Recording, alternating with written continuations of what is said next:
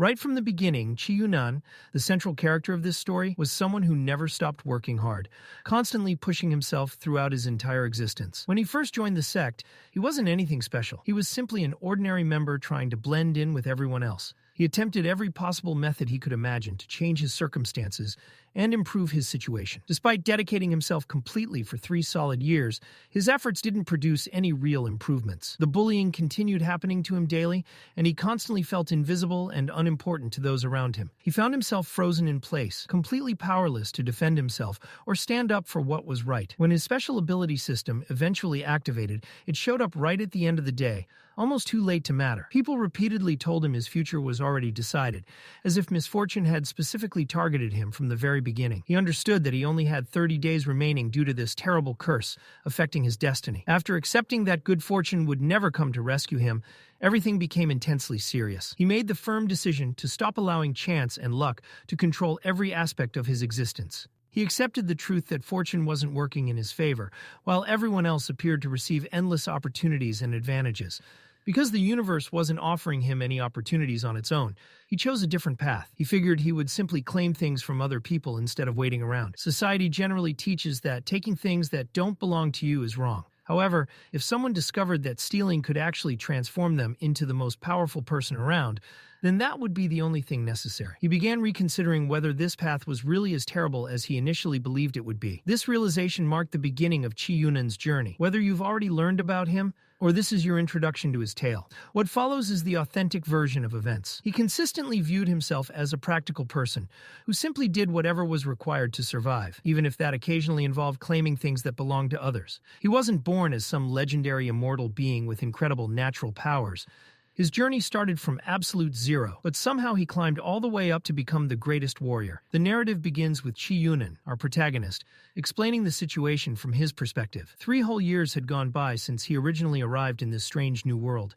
When he initially regained consciousness, absolutely everything seemed bizarre and impossible to believe. The previous year, a large group of young disciples had surrounded him and bullied him mercilessly simply because they perceived him as defenseless. He came to understand the situation rather quickly. He was trapped inside a completely inferior body, one that was absolutely worthless for improving his cultivation or accomplishing anything meaningful. Essentially, he was excluded from participating right from the very start. Within the realm of immortal cultivators, he discovered that advancing forward wasn't even a realistic possibility for someone like him. Despite this harsh reality, he refused to give up hope that circumstances might eventually improve. He held on to the belief that eventually he would receive a mystical system that would change everything. He simply continued working relentlessly, dedicating effort during every hour of day and night, remaining completely focused on that single opportunity he desperately anticipated. Even following 3 full years of constant effort, he remained stuck performing menial labor as the cleaning person, sweeping and mopping throughout the sect as if absolutely nothing had improved. Without any warning whatsoever, a glowing blue light suddenly appeared directly in his field of vision. His immediate thought was disbelief. Could his system have actually arrived after all this time? He had been literally counting every single day waiting for this moment, and now that it finally happened, he could hardly contain his overwhelming excitement. Beginning from this day forward, he would finally get to relax somewhat and genuinely experience life properly. He had always been told the system would provide absolutely everything he desired: incredible strength, unlimited wealth, romantic relationships, the complete package. Unfortunately, what actually happened didn't match those expectations at all. The system presented all the information directly to him without sugarcoating anything. His identity, Chi Yunan, his projected future, extremely concerning. The ruler of the underworld had placed a deadly curse upon him, and now he possessed only 30 days of remaining life. His single chance at survival required leveling up his cultivation and achieving the nascent soul realm before his deadline expired. If he couldn't successfully accomplish this, terrible events would unfold. His sect would expel him permanently. Random bandits would attempt to rob him on the road, and upon discovering he owned nothing valuable, they would simply eliminate him while mocking him. His death would be absolutely pathetic, with not a single person caring about his fate. Chi Yunan completely loses consciousness and collapses. Eventually, when he finally regains awareness, he slowly sits upright. He reflected internally that this truly represented his final remaining opportunity to change things. Only 30 days remained on his timeline. He began seriously considering taking a dangerous risk. He started genuinely believing he could actually seize control over his own fate.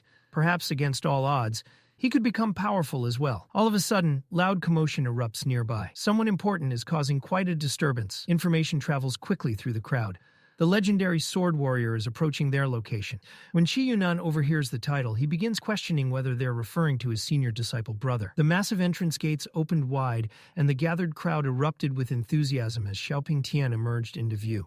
Everyone present was incredibly excited to witness his appearance, and the atmosphere felt absolutely electric with anticipation. Xiaoping Tian makes his entrance. He's an elite 9th stage netherworld cultivator, essentially recognized as one of Master Louis Sek's most accomplished and talented students. Completely unexpectedly, Qi Yunan becomes aware of something strange happening within his perception.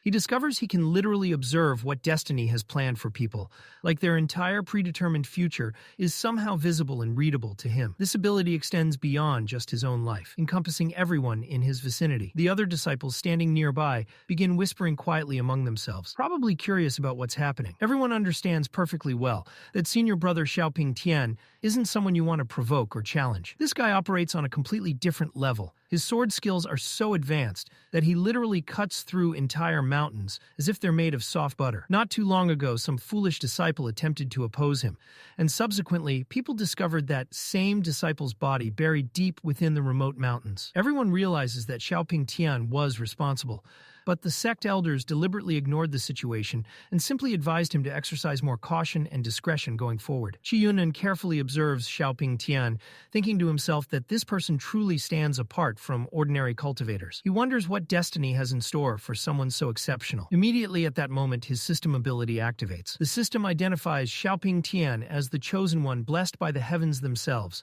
Every single aspect of his predetermined future looks absolutely perfect.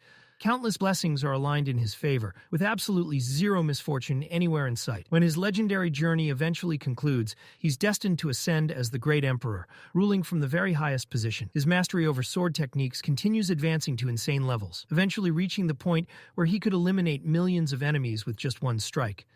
Even his capacity for ruthlessness evolves to extreme heights, far surpassing what ordinary people could ever comprehend or achieve. Regular people can endure considerable hardship, but this individual exists on an entirely different plane. Eventually, without question, he's going to transcend mortality and achieve godhood. His future promises to be absolutely incredible. During his childhood years, he participated in a dangerous mission and miraculously discovered an exceptionally rare grade 5 spiritual herb. Consuming it allowed him to dramatically increase his cultivation level.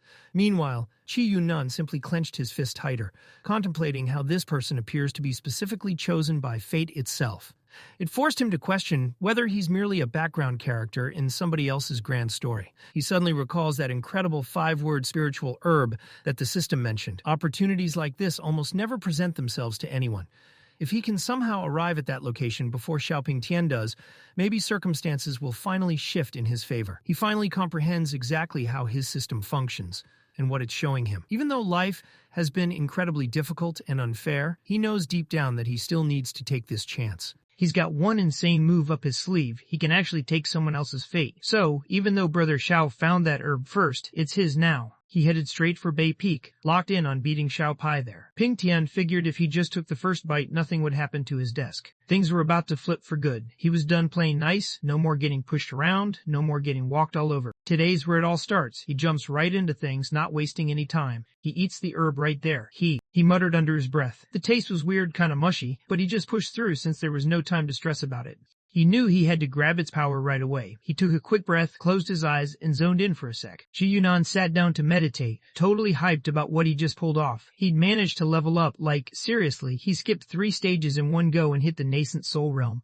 The system told him this would be a month-long grind, but he did it in just an hour. Now he figured he didn't have to stress about dying for a while. But right as he was catching his breath, Xiaoping Tian shows up yelling, catching everyone off guard. Qi Yunan freezes, clearly freaking out. It was like he was always meant to show up here. Right when I got here, he popped up too, almost like everything lined up just how it was supposed to. As Qi Yunan turns around, he spots something he didn't expect. He just stands there, completely frozen. It's like Xiaoping Tian's whole future is hanging in the balance right in that moment. Things just switched up again. The system drops some new info. Even though Xiaoping Tian's endgame isn't changing, the big moment in his life is moving to a different spot. On his way home after wrapping up his mission for the day, right by Nezin Peak River, he's gonna spot something off. He checks it out and ends up getting his hands on a spiritual weapon, the Cold Flame Sword. Grabbing this sword is gonna level him up even more, and Shi Yunan can't help but feel salty about it. Seriously, Xiaoping Tian just keeps winning. Shi Yunan can't believe it. He's out here grinding with 0 chances, while Xiaoping Tian keeps getting these wild breaks. He tries to play it cool, acting like he just happened to be there. He wants everyone to believe he's only chilling after leveling up, saying he hit the nascent soul realm and just needed to steady his energy. Nothing else going on,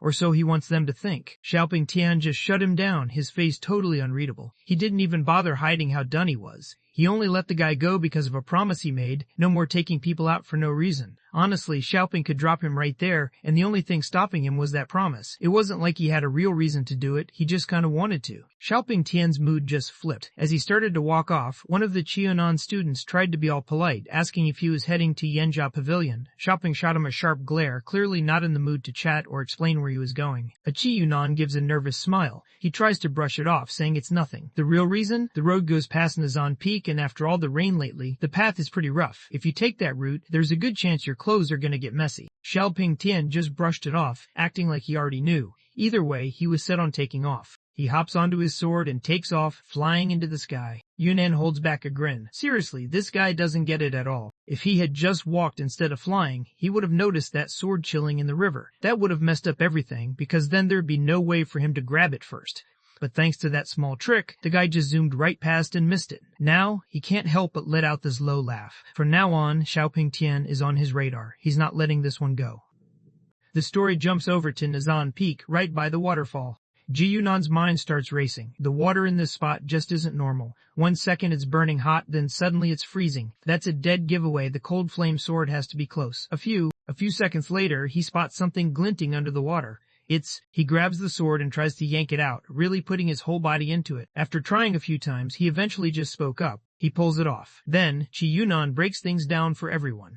On the Kingman continent, weapons come in all kinds. The main ones are mortal, spiritual, treasure, and magical weapons. Each one has 3 levels, low, middle, and high. The sect only owns 1 high-grade magic weapon, and they basically never whip it out unless things get seriously out of hand. Most of the elders just roll with low-level gear for their usual fights. He just picked up the Cold Flame Sword and realized it's not some top-tier gear, just a basic magical weapon. He grabs the sword and thinks, even though it's not some top-tier blade, this thing actually packs a punch. He can already sense the connection with his sword, like it just clicks for him. He could sense his strength leveling up. His whole body just felt way more solid. Now that he's leveled up to the nascent soul realm and scored a seriously strong sword, he's sure his whole destiny just did a 180. From here on out, he's convinced he's on track to become a top-tier cultivator. He's fired up and can't wait, so he checks in with his system, wanting to know what his future's looking like after this glow-up. The system, a Chi Yunnan, had been grinding his whole life, always pushing himself to level up. Things finally started looking up for him, but during a lifter battle, his rival took him out hard. His body got wrecked, completely shattered, and he died in the worst way. Now, something big is about to go down in his life. In less than a month, someone's out to end him, and it's supposed to be so brutal that not even his body will be left behind. A Chi Yunnan can't believe what he's hearing. He thought he already changed his whole story, got stronger, picked up a new sword, everything. So why is it still saying he's done for in a month? He's stuck. He suddenly catches someone yelling close by. He spins around fast. That voice? Yeah, it's Xiao Yu. Everyone in the sect knew that guy was always causing problems. He's picked on me over and over just because of who his brother is. He's out here messing with someone new again. Deep in the woods, it's pitch black and this girl's running for her life. She's freaking out, yelling for someone, anyone to help her out, because these monsters just won't quit chasing her. He let out a wicked laugh. No matter how much anyone screamed out here, nobody was showing up to help. The whole forest just felt creepy and off. With a twisted grin, he started ripping her clothes. His smirk showed just how messed up he was. He didn't need to panic. These people had it all under control. They acted like he'd start getting into it soon anyway, so there was no point in faking it. Right at that moment, something happened. Out of nowhere, Akiyunan slides in from the side and just blasts Zhao Yu in the chest with a solid kick. Yunnan called them out for picking on someone who couldn't fight back. He couldn't wrap his head around how they still saw themselves as men after doing something like that. To him, this was next level low, and he honestly thought they were the worst kind of people out there. Zhao Yi was heated. He stared Aquian down, ready to throw hands if things went any further. He made it clear he wasn't someone you wanted to mess with, and even dropped a warning about his brother, basically telling Aquian to back off or things would get ugly real quick.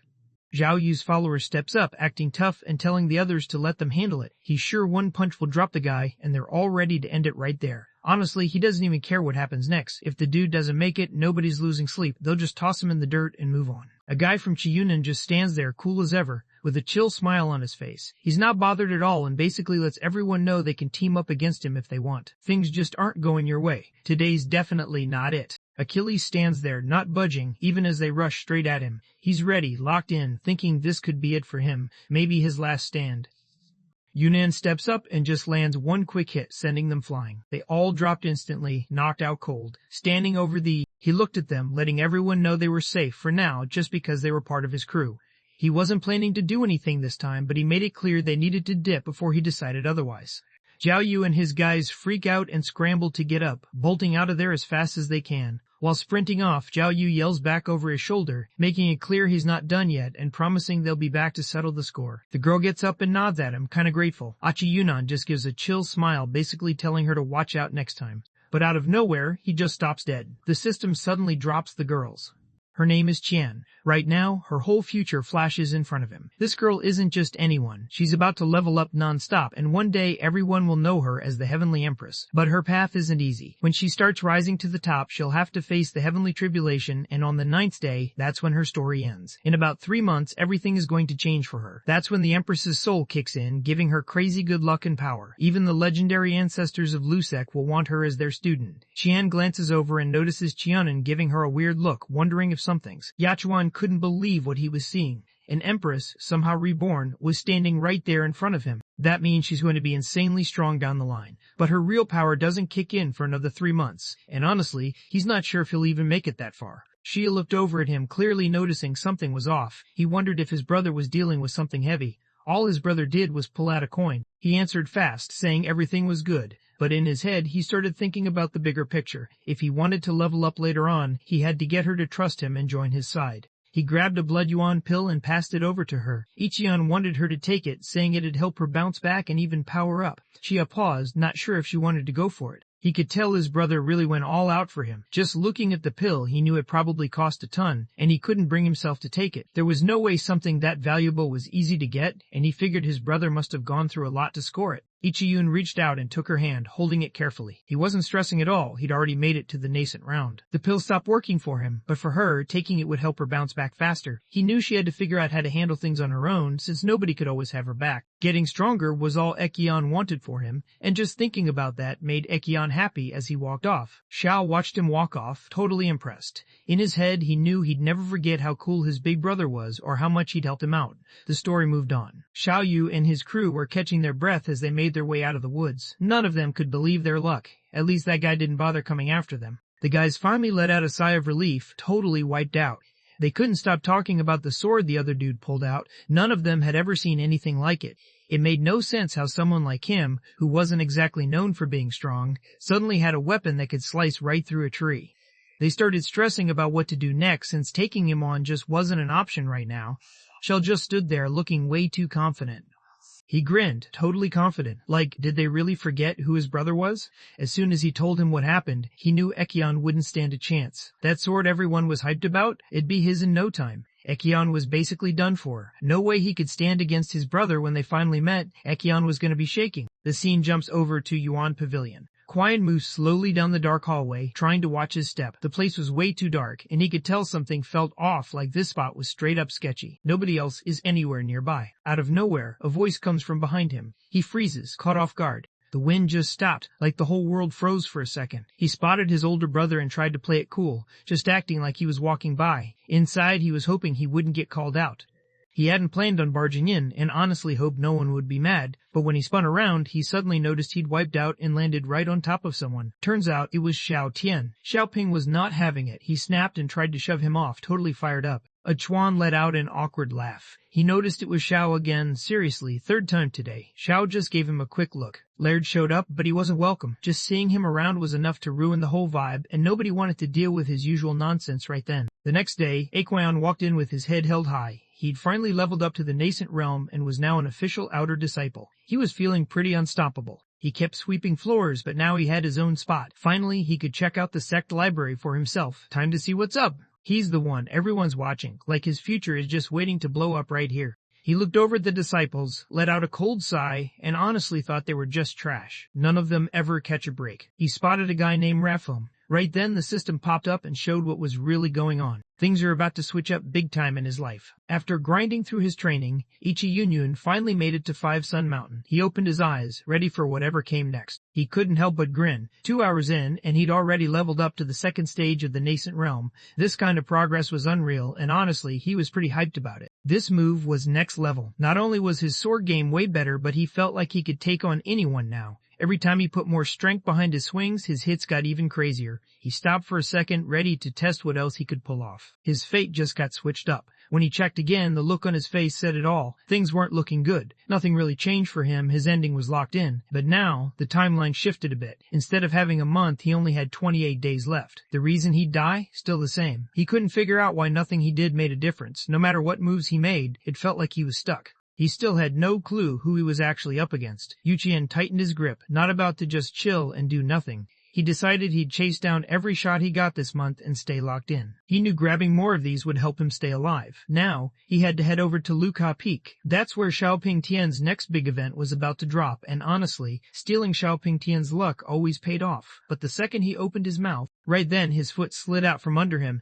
and he dropped straight off He slipped off the cliff and started falling, totally annoyed at how unlucky he was. He sometimes thought that if he was just a regular guy, things would have been way easier. Breaking through wasn't even hard for him. Looking back, he was honestly glad he'd already powered up.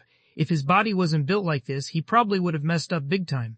Yuchien hit the ground, and right away he caught a weird, strong smell in the air. He scrunched up his face, definitely not loving whatever that was.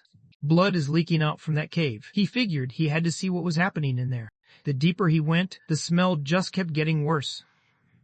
Out of nowhere, Yuchiyun's foot landed on something. He looked down and just stopped in his tracks. Bodies were everywhere on the floor, just lying there. He barely had a second to process it when someone suddenly yelled out. He called out, trying to see who was hiding in the dark. An older guy showed up with 2 younger dudes by his side. He said his name was Leon Ping, and he handled foreign affairs for the luncheon sect. He checked out Yutrian's outfit and pegged him as one of their outer disciples. Leon Ping seemed curious about what Yutrian was doing there, wondering if he was sent on some task. Jian dipped his head fast, trying to keep it respectful. He explained that he ended up here by accident. He'd taken a fall off the cliff nearby. When he caught the smell of blood in the air, curiosity got the better of him, and he tracked it down to see what was going on. He mentioned that he was just a disciple. Wang Zheng narrowed his eyes, clearly not buying it. He saw the guy's power level was nothing special, just someone in the nascent realm. Still, dude dropped from way up and didn't even have a scratch. That was weird. Wang Zheng wasn't trusting him for a second. Elder Qingping wasn't having it with Wang Sheng. He pointed out they'd already lost a bunch of disciples on the mountain that day, and nobody even knew why. With their team already running thin, he figured if this kid could step up and help, it'd actually be clutch for them. He wanted to help out, so he gave instructions. Wang Xing and Ichuan were told to head over to the left side of the cave to look for anyone who might still be alive. There were still a lot of missing disciples. Ichiyunin just nodded, letting the elder know he got it. He gave a small smile, then nodded at Wang Xing, ready to head out with his senior. Wang Xin limped for a bit, wincing with every step. His ankle was messed up, and he couldn't keep up anymore. He told his little brother to keep moving and not to wait for him. Wang Xin figured he'd catch up once his ankle felt better, leaving the next move up to his brother. He just shook his head, thinking this guy had no clue. Dude was totally blind to the big chance waiting right in front of him. As Yuqian, he headed further into the cave, thinking about how the guy just tossed him all the responsibility. The dude couldn't even bother to keep going himself, so now everything was on him. If he'd just kept at it, he would have run into someone big, someone who could totally change his game later on. But he tapped out, so now that shot is all mine. Not long after, you try to. Chiyun spotted a weak glow coming from between the rocks, and right next to it there was some guy knocked out cold, every second. So, this had to be the guy the system was talking about. The dude was still alive. If the system was hyping him up as someone important for what's coming next, then he clearly wasn't just some random. Right at that moment, the system popped up again. The assistant pulled up all the details, name, background, the whole rundown. His future looked wild, way above normal. Eventually, he'd end up in Sunset Valley, where a god would take him out.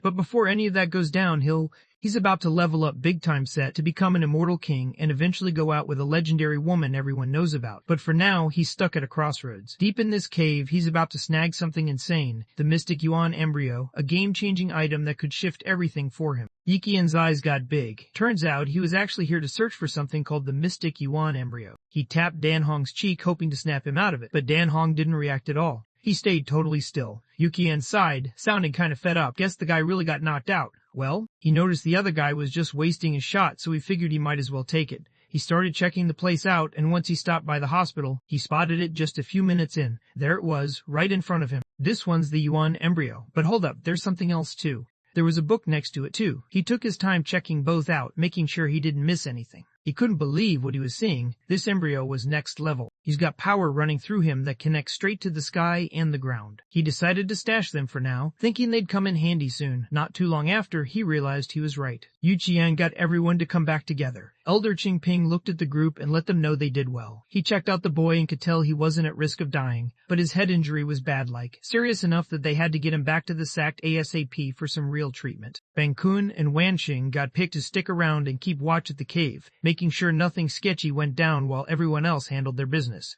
Yitrian made sure nobody else got through. After everything was settled, the guy handed Yitrian a token, kind of like a reward for what he did. He told Yitrian that when he got back to the sect, he could trade it in for something valuable. Yuqian gave a quick bow and cracked a smile, showing respect. In his head, he knew he'd wrapped up everything he needed to do. Now he was set on heading over to Lu Peak, ready to swipe Xiaoping Tian's destiny for himself. Not long after, Yiqian showed up at a waterfall, grinning to himself. Hardly anyone's heard about Lu Ka Peak. It's basically a secret spot hidden right behind this waterfall. Turns out, it's actually one of Lu Sec's hidden inheritance places. If you step inside, you've got a shot at getting Sec's old-school powers. In another month, Xiaoping Tian was supposed to stumble across it. But Yiqian's system came in clutch and let him find it first. He powered up and split the waterfall straight down the middle. He stepped into the cave, checking things out, looked around, nobody else was there. There weren't any guards around today. They probably all left to check out what happened at Five Sun Mountain. A ton of their people had already been wiped out for nothing. Just from the vibe in the place, it was clear the inheritance trial had already kicked off. He wondered what kind of luck was waiting for him this time. Time was up. Yiqian walked straight into the trial, ready to see what was waiting for him. He walked in and realized he was standing in this massive world. Up in the sky, an ancient master just hovered there, looking like he owned the place. His voice boomed out so loud it kind of made the whole scene feel bigger than life, almost like even the sky had nothing on him. He realized he was even stronger now. But then, with just one hit, that master completely wrecked him. There were a ton of people gathered underneath him. Yiki. His eyes went wide. Standing there was one of the legendary cultivators from ancient Arluasic, someone whose power was just on another level. Just being near him felt intense. The ancestor's spirit faced Yikian and started talking to him. He definitely shouldn't have shown up here. If he wanted any chance of making it out in one piece, he needed to bounce right now. Hanging around was just asking for trouble. Death was the only thing waiting up ahead. Yikian pulled out his sword, and the dude's swing was on another level. He didn't even come at me straight, but just being near that attack made it tough to breathe. The ancestor looked annoyed. He thought this kid was way too stubborn, and honestly, that got on his nerves. Without holding back, he let loose. The attacks just kept coming, non-stop and relentless, like he was stuck in a game on the hardest level.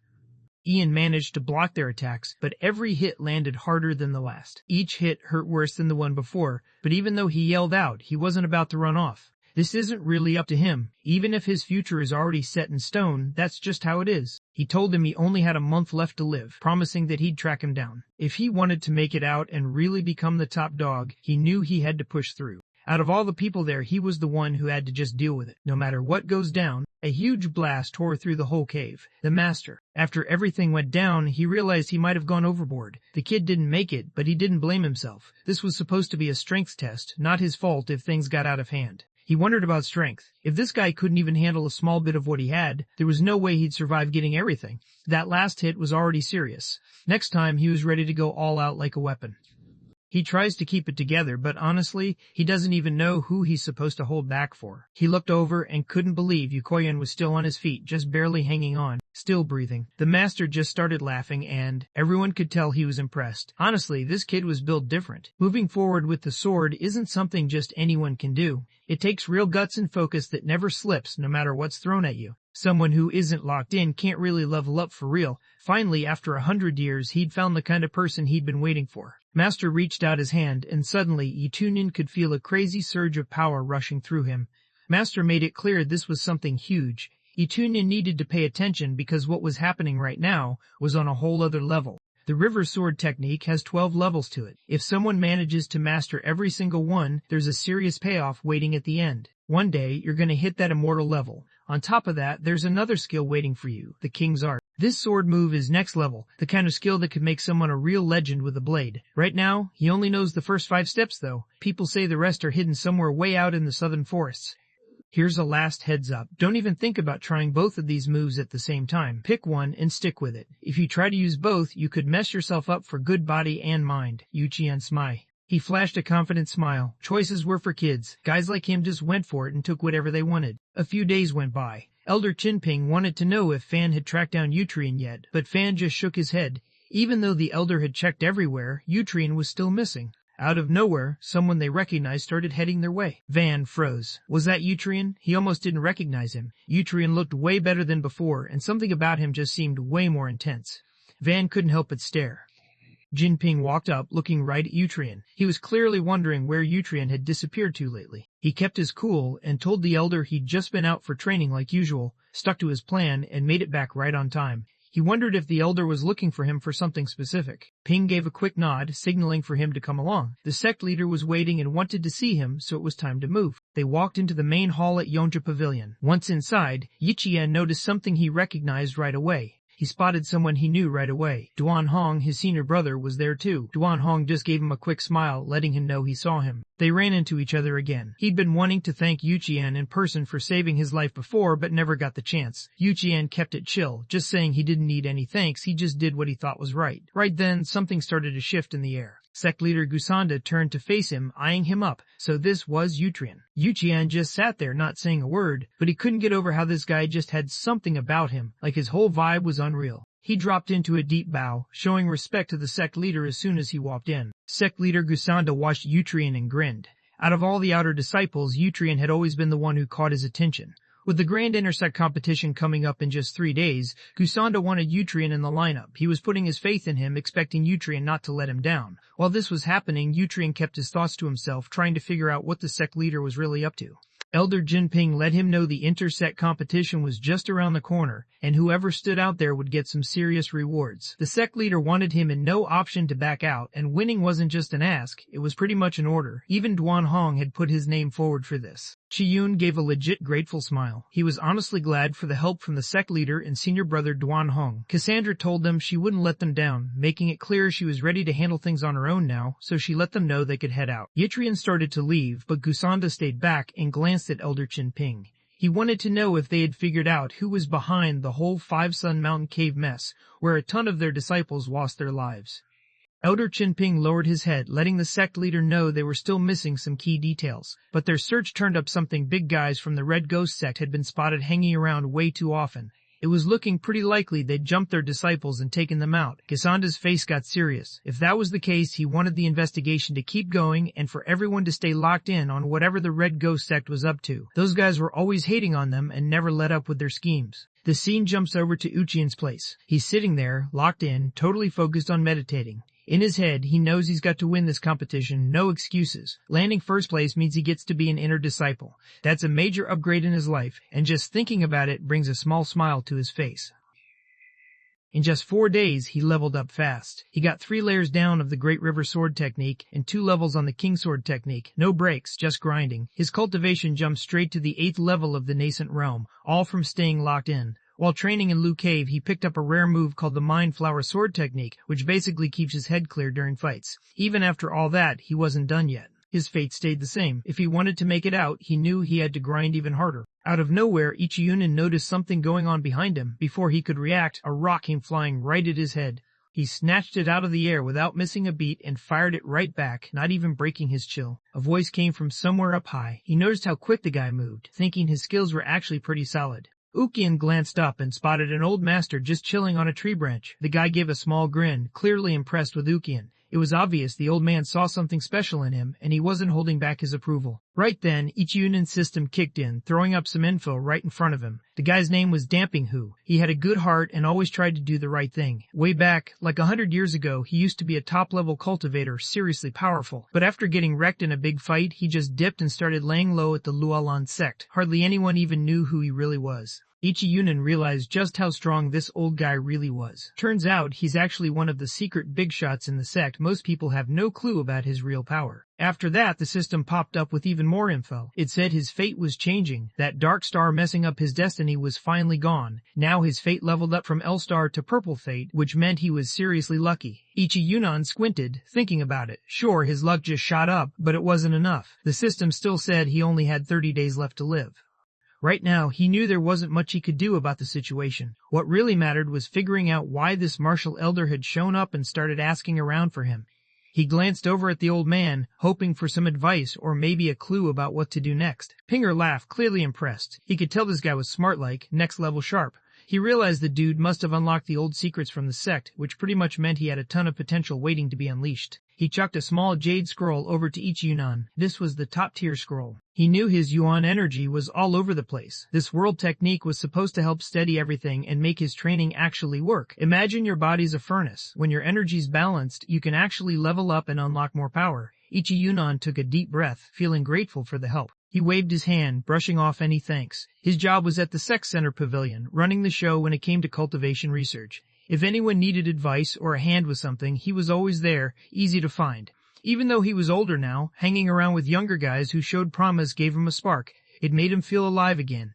He saw himself and the kid standing in front of him. Ichi Yunan smiled, looking pretty sure of himself. He was already set on meeting his senior again, no doubt about it. As soon as Ichi Yunan, Pingo watched him leave, thinking how this guy looked like trouble but actually had a good heart. After all these years, someone legit was finally taking up the real legacy of their group. Pingo felt pretty relieved it turned out to be him. 3 days later, the intersect competition arena was packed with disciples everywhere you looked. Word around the place was spreading fast. This year's rewards were wild. The top prize was some rare ascension pill and a ticket to train in the heavenly chambers, which pretty much everyone wanted. Then someone else jumped in, hyped up, talking about how an elder who'd been off the radar for decades was finally back. He dropped the news that whoever came out on top would get to be his personal disciple. That was next level. Winning could totally flip someone's life. Ichi Yunan glanced over, taking it all in. He looked around, realizing that's why the place was packed. Still, just standing there waiting was honestly pretty boring. Out of nowhere, someone smacked his shoulder from behind. They called out to him using his old nickname. He wasn't messing around, this was his spot, and he made it clear he'd throw hands and mess someone up if they didn't back off. Ichi Yunan shot him a look and basically told him to stay in line, or there'd be trouble. The guy's face went red, like he was about to lose it. Whatever he just heard clearly set him off. He looked like he was ready to throw hands. On just blitzed across the place, nobody even caught what happened. He finished it all with a single punch. The guy went flying, crashing way harder than anyone expected. People nearby just froze, not believing what they saw. That dude was supposed to be one of the top contenders, but he just got taken out. One punch, and the whole crowd started buzzing, like everyone just couldn't believe what they saw. Everyone watched as the new kid showed up and just wiped the floor with that dude. He didn't even get to react. The new guy's strength was unreal. Up on the viewing platform, everyone was focused, trying to process what just happened. Up on the balcony, Rookin watched the kid. He could tell the guy had some serious power. Elderkin stood next to him, eyes getting sharp. He wasn't convinced. He thought the kid was just wild and maybe just got lucky. Honestly, if the kid got knocked out before Elderkin's own challenge started, it would probably make things easier for everyone else. The host got hyped and dropped the news. There was about to be there are 4 rounds in the intersect competition. The first round kicks off with 100 people stepping onto the stage, basically an all-out brawl. If someone gets knocked off, they're out right away. Only the last 30 left standing move on. The first round was basically like a tournament of power. Ichi Yunan powered up, looking confident. He had seen the whole tournament of power before, so he was locked in and ready. Just like Jiren, he planned to hold his ground, pretty sure nobody was going to push him around. The host let everyone know the first round was done, and only 30 people made it through. Ichi Yunan realized that without his system, he would have been out just like the rest. Even with his luck never really going his way, he felt like as long as he had the system backing him up, he could handle whatever came next. The second round kicked off. With the luck of the draw, each competitor stepped up to fight, one at a time. By the end, only 12 would still be in the game. Ichi Yunan crushed it in the third round, staying undefeated and totally running the show again. The host called out that they made it to the top 6. Ichi Yunan couldn't help but grin. This whole thing was way easier than he thought it'd be.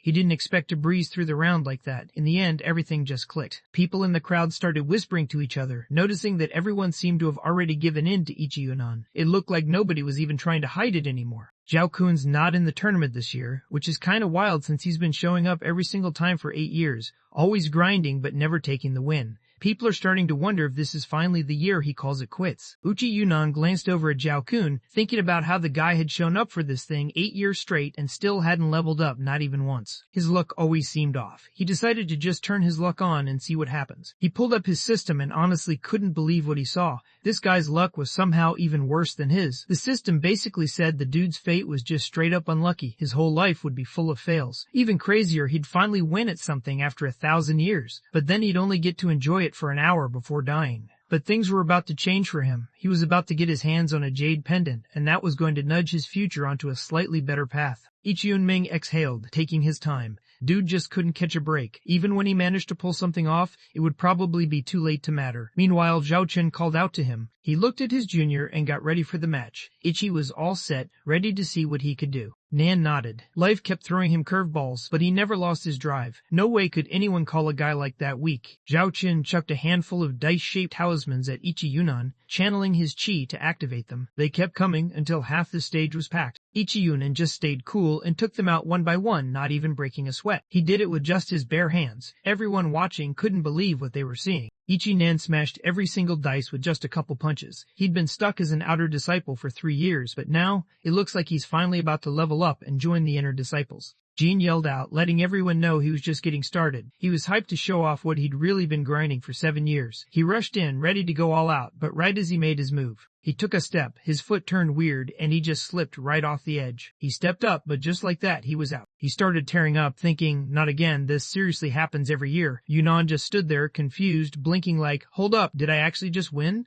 Up in the stands, it all felt unreal. Kusanda, the head of SEC, just grinned. He thought this year's tournament was way more fun than last year's. He looked around at the disciples, honestly impressed by their skills. Then, he glanced at the elder next to him and wanted to know his thoughts. Everyone could tell the elder had some thoughts about that girl. He saw her as tough and proud, kind of cocky sometimes. She definitely wanted to get ahead, but the way she acted and how strong she actually was didn't always line up. Kusanda just nodded, taking it all in. Everyone wondered about Rukin. The elder just said that Rukin's got skills when it comes to cultivation, but he never really thinks ahead. He'll probably get somewhere, just not all the way to the top.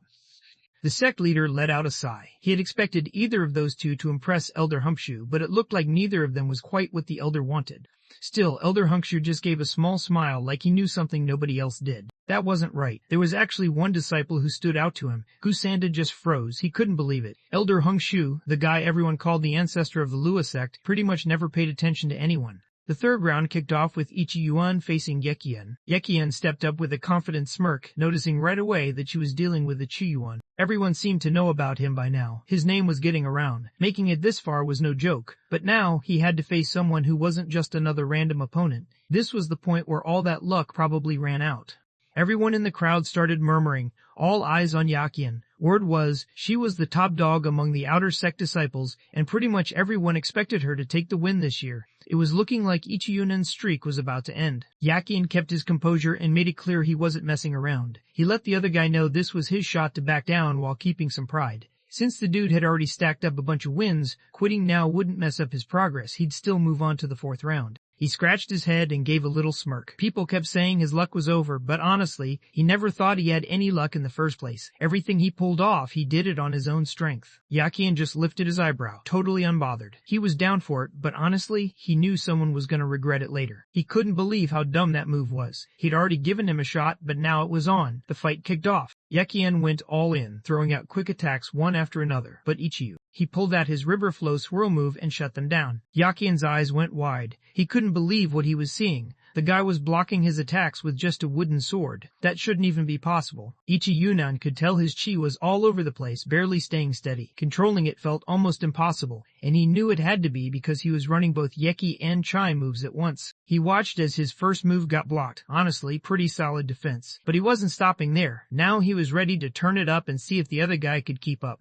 Ichi Yunan fired up his 7-layer sword move. He stayed quiet, not really standing out. Then, his wooden sword started to light up just a little. Nobody in the crowd could wrap their heads around what was happening. This guy was actually going at Yekian straight up, no holding back, and all he had was a wooden sword. Everybody knew there was just no way he could come out on top. She was way too much for him. Yekian started out confident, but then he kind of slowed down and started second-guessing himself. Nobody could figure out how this kid had so much power. Seriously, where was all that energy coming from? Then, Ichiyunan's wooden swords came out. The thing broke right down the center. Yakian saw his chance and darted in, not wasting a second. She went for it, and her blade went right through Ichiyunan's shoulder. Yakian gave her a cold smile, making it clear she thought Ichiyan had already hit his limit just by making it into the top 12. Wanted anything more? That was pushing it, and Yakian had no plans to let him go any further. Still, even she had to admit, Ichiyan was a serious threat in this competition.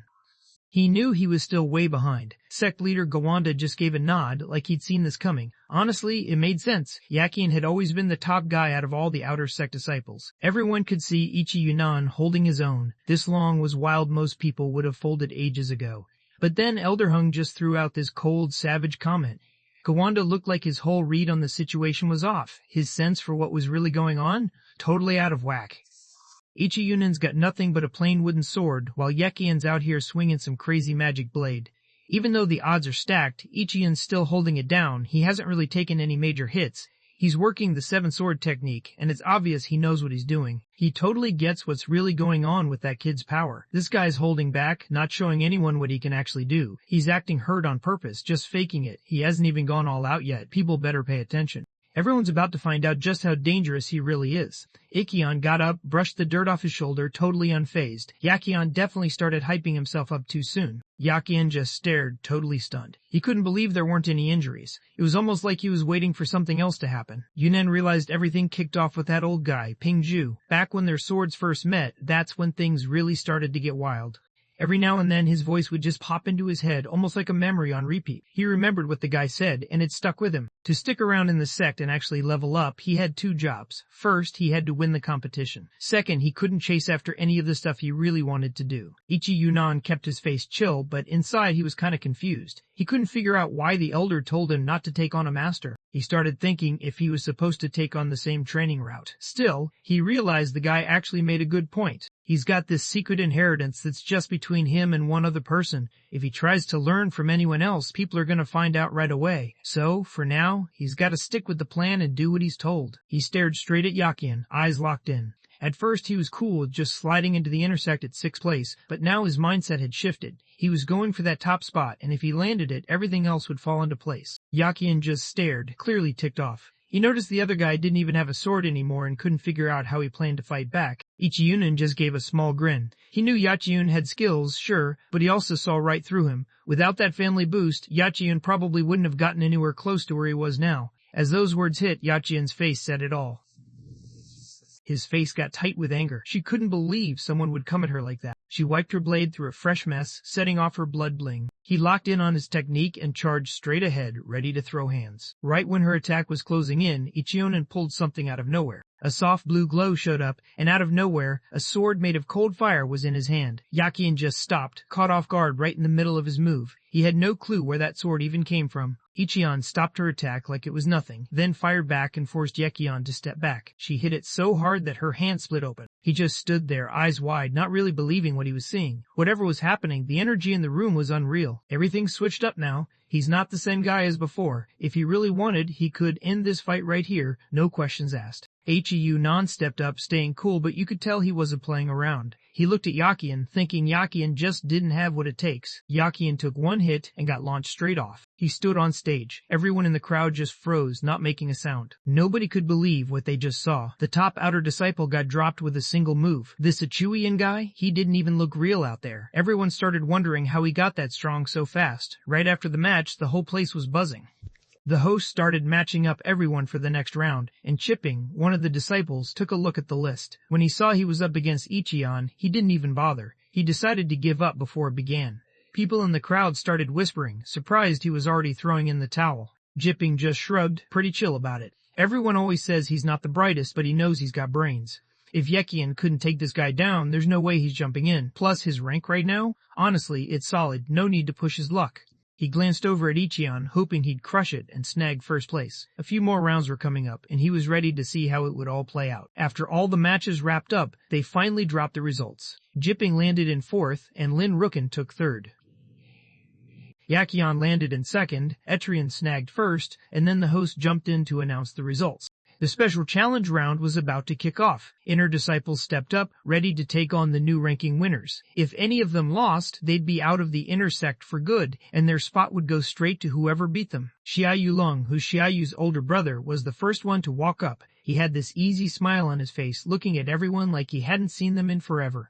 The crowd went wild. Everyone was hyped about Yulong. He was the first one to step into the intersect. No one doubted he'd pull off something crazy again. All eyes in the crowd were on him.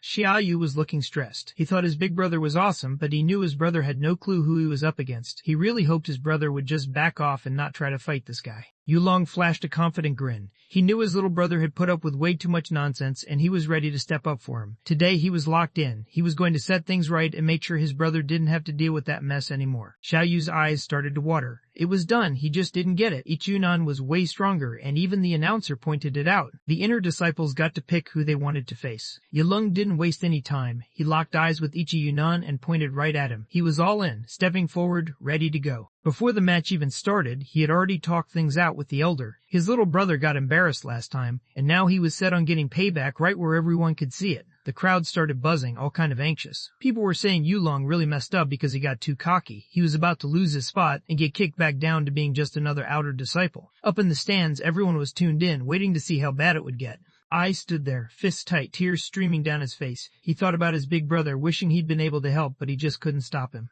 Yulong glanced over at Aiken with a cocky grin. He basically called him out in front of everyone, making it clear Aiken had one shot to prove himself. The whole room was watching, waiting to see if Aiken would actually get on his knees. He stood there, not backing down, and let the guy know straight up, own up to what you did, drop your weapon, and just bounce. If he did that, things would chill out. But if not, he was ready to end it right there, and honestly, the dude would never live it down.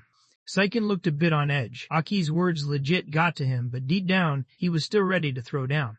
Yulong snapped back, clearly annoyed. He felt like he'd already put a solid offer out there, but it got shut down. Now, he was just done playing nice. There was no chance for mercy here. Right in front of everyone, he was ready to beat Yulong down so hard that nobody would even think about disrespecting his family again. But just as Yulong moved in to land his hit, something unexpected happened. He suddenly felt super itchy. He slipped past every hit like it was nothing, not even breaking a sweat. Yulong clenched his jaw, watching the guy move crazy fast. He had to admit, the kid's speed was on another level. Still, Yulong couldn't help but wonder what the plan was, going up against him with no sword at all.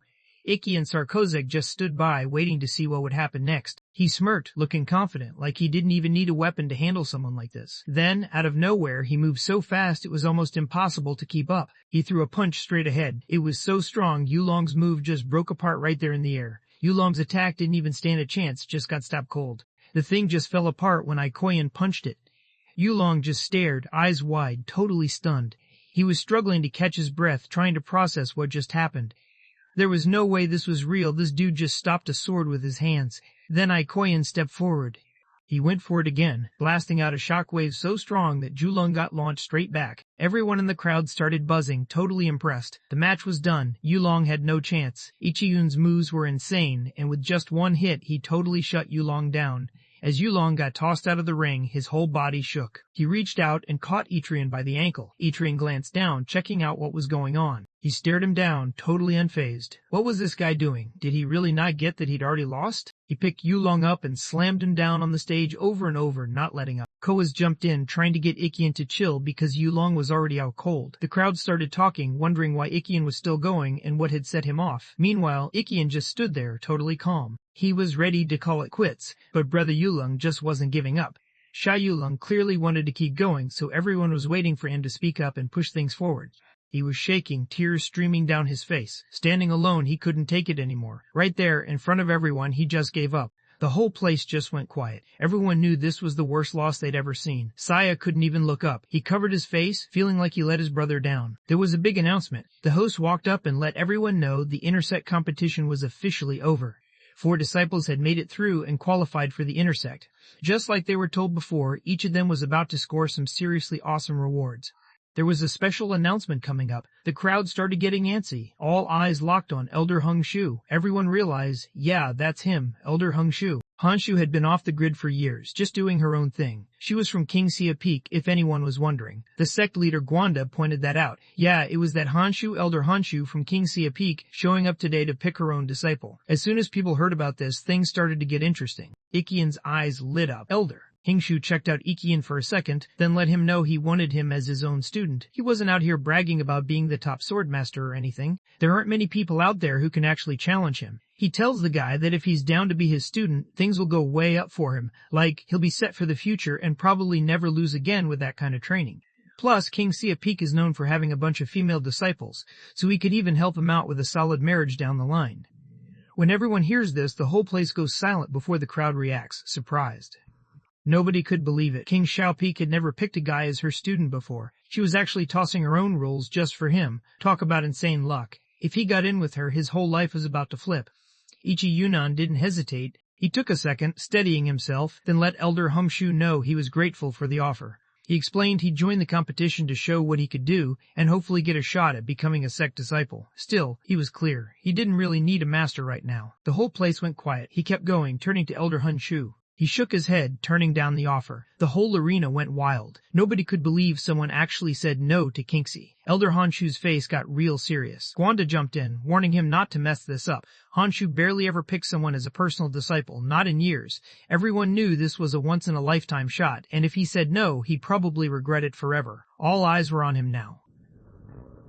Ji-Yun dropped his head, not messing around at all. He wanted the sect leader to know he was being straight up. No way did he want to be anyone's personal disciple. Just making it into the inner sect already felt huge for him, like he'd reached the next level. Elder Hungshu's offer was cool, but Ji-Yun turned it down politely. The whole place went quiet, nobody knowing what to say. Elder Hungshu finally broke the silence with a small laugh.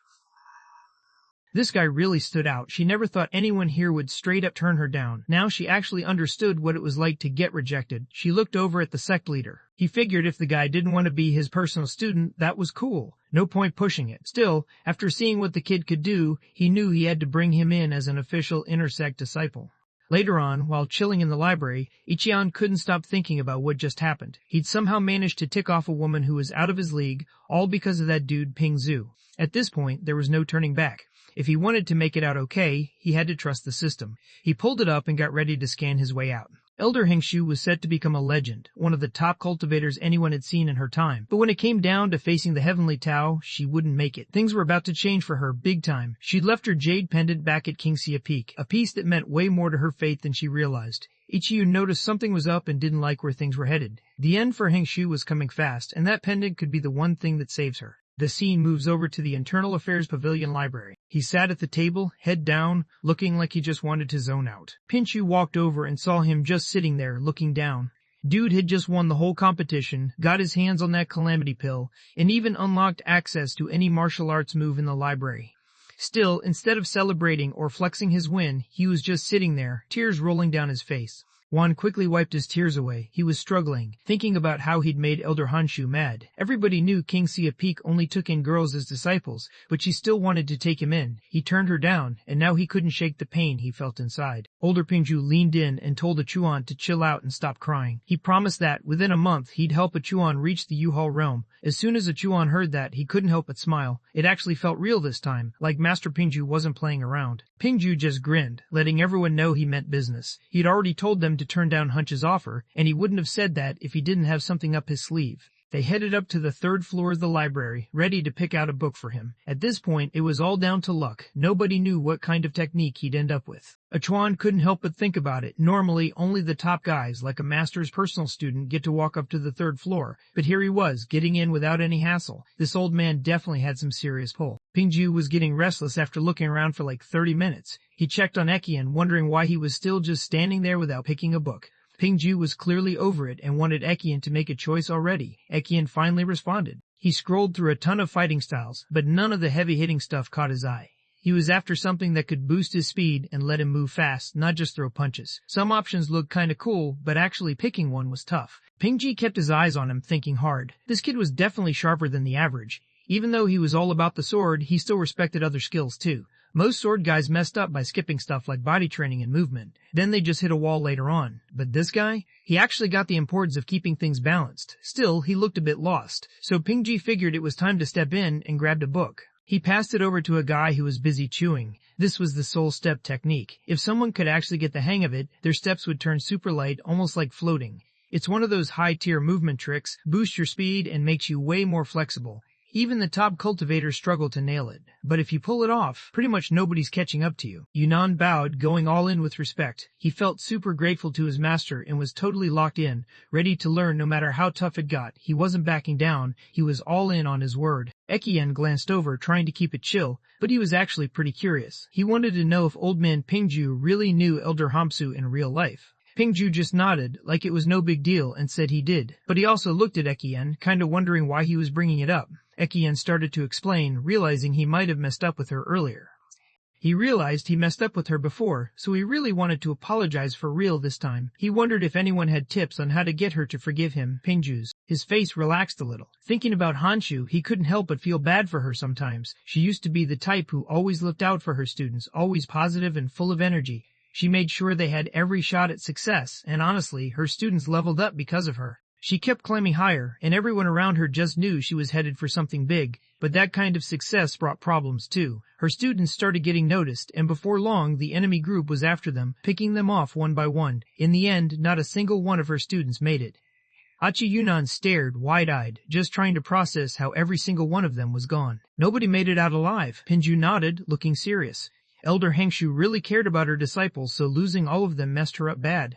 Ever since then, she hasn't picked a new disciple. Honestly, signing up to learn from her is risky, not because of anything she does, but because there's some curse trailing after her.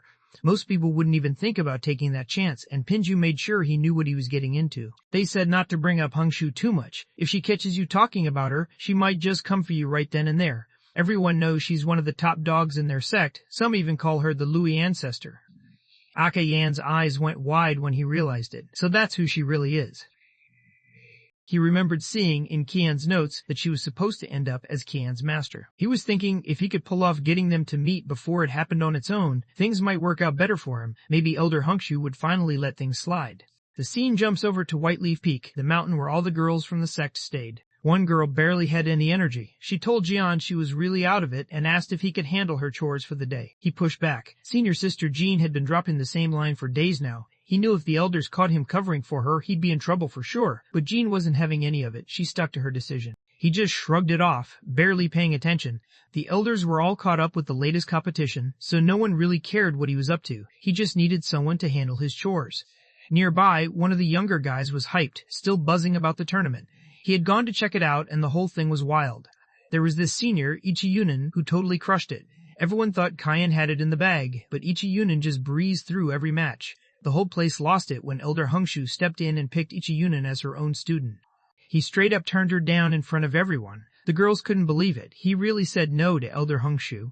Word spread quick. He even told everyone he didn't need a master, and honestly, the way he did it just looked cool. Took some real confidence to pull that off. Sir just stood there with their arms crossed, thinking Elder Hengshu probably didn't offer anything worthwhile anyway. They remembered how their own leader went all out, trying everything to win over senior brother Xiao Pingyan. She offered everything she had. Jian, speaking quietly, admitted she always knew senior brother Xiao Yan was on another level. He's strong, skilled, and never acts full of himself. If he turned down Elder Hengshu, was Fix's mean. Sin couldn't help himself and just started laughing. He watched Jean and thought it was funny how she acted like she really knew this guy. Sin shot her a look, kind of warning her to chill out.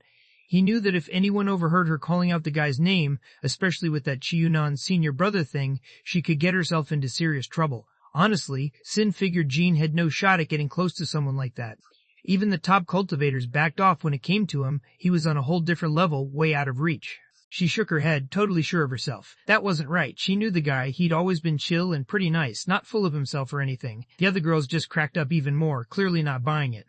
Yeah, he probably just popped up in one of his dreams. Sin just started laughing. He's got a cousin who actually hangs out with senior brother Chiyunan, so he's heard all kinds of stories straight from her. Honestly, he's got the inside scoop, way more than most people, so when someone else tries to flex, he's just not buying it. Then, everything shifts in that instant. A Chien walked into the hall, looking around for someone named Chien. He wanted to know if she was there. She showed up. Every girl just stopped what she was doing. Their eyes went wide like they couldn't believe what they were seeing. Hold up. He spotted his brother right there. Didn't expect to see him now, especially when things were just starting to get real. Exion jumped to his feet as soon as he saw him. He wondered if his senior brother was actually there just to see him. Ikion didn't look too happy about it, and his face kind of tightened up. He stared, confused, trying to remember if he'd ever seen this person before. Nothing came to mind. He pulled up to meet Jian because he had something serious he needed to talk about with her. Sion's cheeks went bright red. She started tripping over her words. She tried to remind everyone that Jian was handling things today, and you can't just mess with her when she's on the clock. The way she said it made it clear she was trying to sound firm just like Jian would. Things got tense fast. The vibe shifted, and suddenly it felt like Zion was getting called out for stepping out of line. He started to panic, realizing he might have gone too far with someone higher up. Everyone bowed right away, showing respect. He felt bad and wanted to make things right, hoping his senior brother would let it slide. Jian was ready to go with them, no questions asked, and the rest promised to handle her responsibilities. The scene switched up after that. Jian walked next to Etrian, clearly on edge. Ichian just smiled, not saying where they were headed, keeping everyone guessing. Jian realized he left something out and quickly brought it up. Ichi didn't mind at all. After everything Jian had done, he felt like he owed him big time and was down to return the favor, no questions asked. He sat there thinking about it for a second. Honestly, this girl's on another level. After he handed her those 4 blood spirit pills, she just kept leveling up, breaking through 4 cultivation layers back to back, and now she's even unlocked her hidden power. From here on out, her progress is about to get wild. That's when Ichian got real serious. He remembered how, just a few days back, he turned down Elder Hingshu when she asked him to be her student. She clearly didn't take it well. Now, the only way he could fix things was by finding someone else for her to teach. If he messed this up, things could get messy for him. So, he looked over at Jian, hoping she'd step up and help him out. Jian just stared right back, not saying a word. She just stared at him, totally frozen. The idea of becoming Elder Henshu's disciple had her hands shaking. Ichian gave a serious nod, locked in on what he wanted. He just needed help this one time, even if Elder Henshu ended up saying no. At least he could say they gave it a shot. Out of everyone in the Lewis sect, she was actually the only female disciple he was familiar with, so right now, she was the only one he could count on. Jian paused, trying to figure out what to do next. If he turned the guy down, there'd be nobody left to step in. Everyone around already knew Elder Hingshu didn't mess around. She was strong and always on edge. If she snapped and went after him, that would be game over for him. Jian realized he had to step up just to keep the dude safe. Finally, she agreed to help, and Ichuan looked pretty relieved, even cracking a smile. They were getting close to meeting Elder Hingshu. The plan was simple. Jian just had to give her this pendant, since she'd been trying to find it forever. If he handed it over himself, she'd appreciate it for sure. Jian couldn't help but check out the pendant, wondering where his brother even got it. Ichian didn't seem fazed and just brushed it off, saying he'd explain the whole thing later. He kept it to himself, thinking the pendant was really hers. He grabbed it after taking down that old dude guy. Never stood a chance, honestly, not his day at all. Then everything switched up to a new scene. At the entrance of King Sha Peak, Ekian pulled up to the gate. He called out for Elder Hingshu, letting him know he had someone with him. This could be a huge break for you. Seriously, if you step outside now, you'll probably be into what I brought. Jian, kind of embarrassed, tried to pull his sleeve and chill him out. His brother was being way too loud, and Jian knew if he kept yelling, she'd get mad for sure. It was getting awkward, and honestly, his brother was just being a bit much. Suddenly, something creepy and powerful blasted out from deep inside the mountain, heading straight for them. A woman showed up in front of Qian Elder Shangguan, one of the top elders at King Sia Peak. She was clearly pissed and called him out for showing up and making noise at their place without asking. Chuyun didn't waste any time, he just bowed right away. He was trying to show Elder Shangguan he wasn't looking for trouble, just wanted to own up for messing up with Elder Hingshu. He kept it simple, hoping to clear things up and not make it worse. Elder Shangguan was paying attention. He stared him down with zero emotion, showing up to apologize with just some girl who was barely a beginner. That was the plan? As if this kid could actually chill out Elder Hingshu. Did he really think the elders would fall for something like that? He figured it was time to show the guy how things really worked around here. He barely had time to react before she suddenly went all out and aimed a brutal hit right at Ekian. In that moment, Ekian's mind was racing. He knew she was wild, and if she landed just one hit, it'd be game over for him. But just as the attack was about to connect, a sword appeared. Something flickered between them for a second. Dan Hong just showed up. He moved just fast enough to stop the attack. He knew the elder wasn't supposed to hit him. Shangguan always had to look out for his younger brother, especially when he acted like this. Dan Hong's eyes narrowed. He couldn't believe someone actually tried to block his attack. He gave a respectful bow. He knew his younger brother messed up with Elder Hingshu, but the kid really showed up just to say sorry. Jumping him while he was trying to make things right just wasn't okay, and that's why he stepped in. He went in with another attack, reminding him he was just a disciple. Before things could really blow up, he didn't want anyone lecturing him about what's right or wrong. Out of nowhere, Elder Hingshu walked in. The whole place went quiet as soon as she showed up. Nobody dared make a sound. She gave Shangguan a look that said he better chill out before things got out of hand for everyone. Then she faced Echian, basically telling him to step up and show what he had to back up his words. He needed to pay attention, because if his power ended up being trash, the guy would come for him and end it all himself. Ichian dropped his head in a deep bow. He brought his junior sister along, thinking she was honestly the best pick in the whole sect for Elder Hungshu to take on as a disciple, Jianzai. Ichian's eyes went wide. He couldn't believe what his senior brother just said, but his senior told him not to stress and just hand over the pendant he'd given him. He took a hesitant step forward, clearly on edge. Elder Hengshu was right there, and he held out a pendant he'd picked up by Kingxia Peak, thinking it might be hers. Shangguan just laughed, eyeing the pendant like it was worthless. Just some basic metal, nothing fancy. He acted like anyone handing that over was basically asking for trouble. The second Elder Hengshu spotted the pendant. Her whole vibe shifted. Her eyes got way softer, like something inside just switched up. It was the exact same pendant. She stared at it. Shangguan stood there, but then he got the signal to move aside. Someone clearly wanted a private word. Jian was left by himself, and Shangguan wasn't happy about it. He saw the elder and still couldn't see anything special about this girl. Whatever Jian was saying, he just couldn't buy it. It just didn't add up. Elder Hengzi kept his voice chill and told Shangguan to back off, saying he'd take care of things. Once Shangguan dipped, Hengzi just smirked a little. She just unlocked her powers not long ago, right? She's got insane talent. Anyone can see she's gonna level up super fast, probably end up as one of the top cultivators out there. This girl's on another level. She was built different, not your average person at all. She had the divine flame bloodline running through her, which was crazy rare and insanely strong. Jian just froze, not sure what to think. Was Elder Hengsu actually talking about her? Hengsu nodded, realizing Ichionen had actually brought him an awesome student. He could tell this wasn't just some random favor. Nobody hands over someone that talented for nothing. Hengsu wanted to know what the catch was. Atrian just smiled, like he expected this question. He didn't want anything big, just a single promise from Hengsu. He started thinking about what would happen if he ever got stuck in a life-or-death situation he just couldn't get out of on his own. Would anyone actually show up to help? Hanks was on his mind. She gave a small smile. Turns out he was actually scared of dying after all. In her head, she realized that even Shangguan never really got how strong Jian could be. But Ichian? She picked up on her bloodline right away. This guy was just different. There was something about him that really caught her attention. At last, she agreed and handed over a golden leaf charm, saying it'd save his life if things ever got sketchy. Then, as a thank you, she let everyone know that from now on, both of them were officially part of King Siapic's crew. From now on, he wouldn't have a master just yet, but he was officially part of this group's mountain. That meant whatever happened to him next was their problem. Still, he had to show up at their place at least once a week. If he skipped out, nobody would have his back. He could feel tears coming on. Yunan's eyes started to water. He really owed Elder Hengshu for this one. Today was a game changer for him, even if he couldn't get the words out. Dan Heng walked over, looking pretty chill about how things worked out. Ichinan just gave a small smile, kind of relieved. He knew he owed Dan Heng big time. If Dan Heng hadn't stepped in and shut down Elder Shangguan, things would have gone south fast.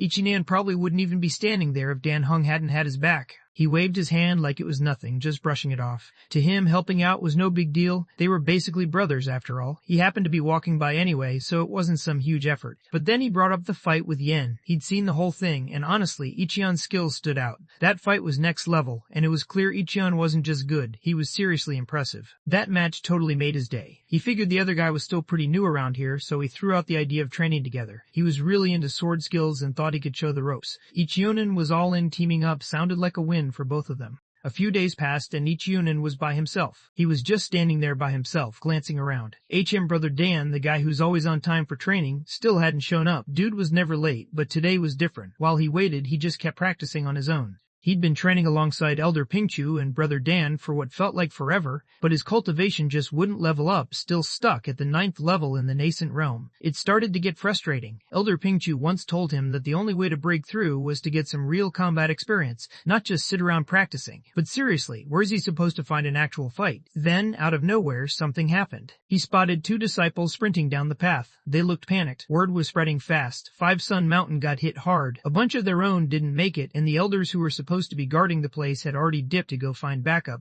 People were dragging in the wounded, and now everyone left in the sect was being rounded up to help out. His eyes got big. 5 Sun Mountain just got hit. Dan probably headed over there, which explains why he didn't come today. Not long after, Dan was spotted hanging awkwardly. Dan showed up looking rough, his arm all wrapped up and his clothes ripped. Ichionen didn't waste a second and sprinted over. Dan just gave a chill smile, brushing off the injury like it was no big deal. He said he figured Ichionen would be hanging around, so he stopped by. Dan knew Ichionen had been struggling with his training, so he brought him something special from the mountain, hoping it'd help him get back on track. He held on to the rare spirit stone, knowing it could be the game changer when training got tough. Breaking through the nascent drum stage was no joke, so he planned to use the stone every time he needed that extra push. With this, leveling up didn't seem so impossible anymore. His eyes started to water again. Honestly, Brother Dan was on another level with how kind he was. He'd never met anyone like that before. Dan's whole vibe changed. He looked dead serious now. He knew this treasure was worth a lot, like it could actually put them both in real danger. If word got out that Ichiyunan had it, people would be after him for sure. Ichiyunan just nodded, letting Dan know he got it. He promised to be careful, knowing Dan needed to chill after getting hurt. Dan dipped out, leaving Ichiyunan to squeeze in a bit more training. Not even a minute later, Ichiyunan got this weird vibe, like someone was low-key watching him from the shadows. The scene switched up right after that. It was early, and Ichiyunan was already annoyed. He noticed the shady guy dipped fast. Whoever had eyes on him last night definitely wasn't up to anything good. Out of nowhere, the area nearby, the bushes started moving. Ichi noticed and just grinned. He finally tracked him down after spending the whole night trying to catch up. Now, it was time to drag him back. He sized up his opponent, ready to see what the guy could do. Without wasting time, he jumped straight in, aiming to land the first hit. But before he could even make a move, before he could do anything, a fist came flying out of the bushes and nailed him right in the chest. Ichiyunan took a step back, kind of thrown off. He glanced up and, sure enough, it was Xiao Pingtian standing there. Pingtian didn't look happy at all. Ichiyunan started to wonder if he'd really just gone after Pingtian. He couldn't help but wonder why he always seemed to run into this guy at the worst times. Just looking at him, it was obvious something crazy was about to happen. Dude always ended up with the best stuff. Not wanting any trouble, he quickly tried to clear things up, letting Brother Xiao know it was all just a misunderstanding. He seriously thought he was dealing with an intruder. Pinky dropped his tough act and relaxed a bit. This spot was basically off limits. Nobody was supposed to be here behind the Inchia Pavilion. If you got caught, you'd just make things worse for yourself. Right as Ichiyunan was about to say something, things took a turn.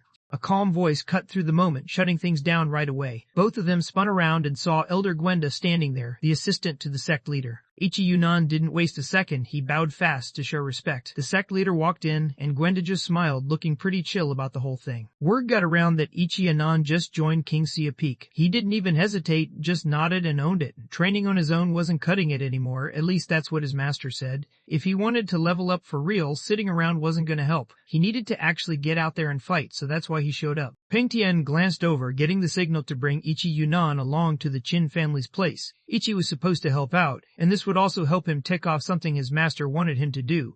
But Peng Tian wasn't really feeling it. He thought he could handle the Qin family mission solo, no help needed. Ichiyun felt the same, thinking he had it covered on his own. He gave it his best shot, asking the sect leader to let the other guy handle things solo. Honestly, the dude was way better than him. He didn't want to hold him back. Gwenda just laughed at that. He barely tapped him, almost joking around. The teacher looked at him, kind of surprised he'd even doubt himself.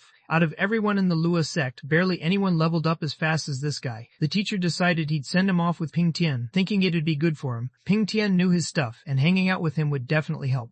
He turned his back, basically locking in his decision without looking back. Lately, I've had a strong addiction to watching manhwa and manga recap videos. Every single day, I find myself binging one after another, losing hours and days doing absolutely nothing productive. And honestly, it's getting out of hand. So, maybe we can make these viral videos too. I mean, look at the views, the growth, the community these creators are building. It looks simple, right? But that's a trap. You go down this endless rabbit hole, spending money, losing sleep, hiring editors and writers from Fiverr and Upwork, and still feel like you've been robbed. Because don't forget how emotional the YouTube algorithm can be with making videos go viral. It's unpredictable, especially when the market's saturated, competition's relentless, and somehow other creators are dropping 10-hour videos daily while you're stuck trying to finish one. That's when I realized something had to change. So, I built the solution, the Web2 Narrative Suite, a complete one-click system that handles everything from cropping, script narration, text-to-speech, image processing, and full video generation in one smooth process. Save money, reduce hours of work, and have a tool that only gives you straight results. Click on the link down below and experience it for yourself. And if you want even more tools to supercharge your YouTube recap journey, visit my Ko-Fi and Patreon pages where I drop weekly new tools designed to keep you ahead as AI continues to steal our jobs. So tap in now before you get left behind.